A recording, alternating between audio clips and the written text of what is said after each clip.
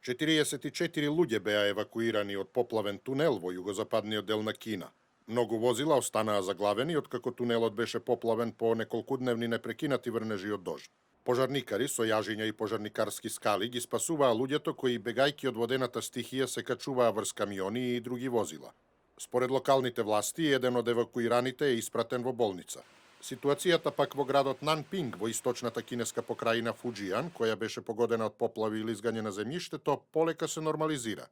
Силното невреме стивнува, а нивото на водата се повлекува. Населението го расчистува теренот и се подготвува за нови поројни дождови кои се очекуваат во текот на мај за време на дождовната сезона.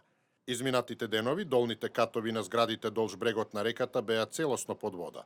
Во поплавата која ја погоди оваа област, нивото на водата во реката Јангце порасна за 7 метри, што може да се спореди со големата поплава од 1998 година. Локалната метеоролошка станица во наредните денови прогнозира нови поројни дождови. Во планините се мобилизирани работници од предпријатието за дистрибуција на електрична енергија, кои ги поправаат штетите во електросистемот и се подготвуваат за новото невреме. А во близина на епицентарот на земјотресот, кој пред неколку дена ја погоди кинеската планинска област Тибет, се отвори огромна дупка. Дупката е длабока 20 метри и е со пречник од 3 метри.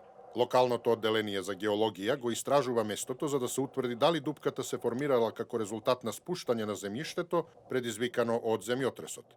Овој рид се настана од лизгање на земјиштето. Според нашите прелиминарни проценки, во земјиштето кое се излизга, имаше празнини и камења. Земјотрес направи камењата да пропаднат во празнините, со што на површината на земјата се создаде дупка.